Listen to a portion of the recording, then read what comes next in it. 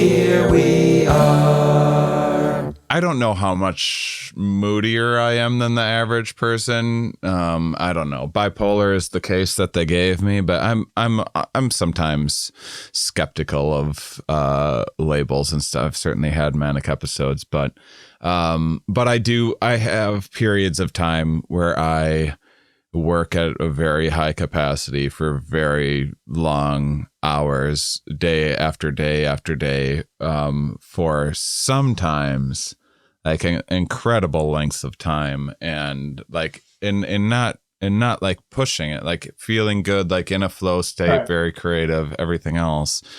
And then sometimes it all just falls apart and I just can't right. Well, do I mean, anything. That's very much like the description of that kind of bipolar pattern, right? And we could have a whole additional conversation about why I think you should be skeptical of labels.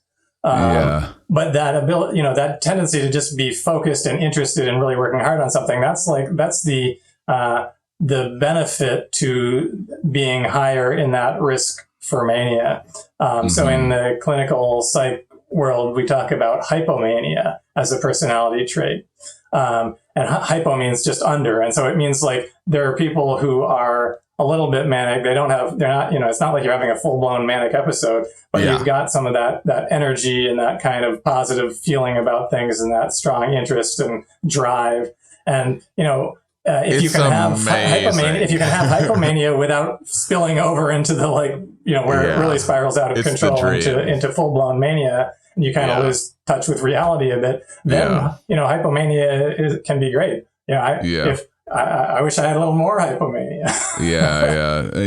I've had a few spillovers, but man, I've had more often than not no spillover. So it's also just like it's a bit like a drug in a way, where it's like an addictive feature. Like I can be aware that it's happening, but I'm not turning this off. This is incredible. Right. Well, this is one of the reasons why even with full-blown mania, it's often hard to treat people because it feels great. Like even when people around them can see that they're losing touch with reality and getting totally out of control, like they just feel great. And and that's a function of dopamine. Basically, mania is like essentially dopamine overdrive.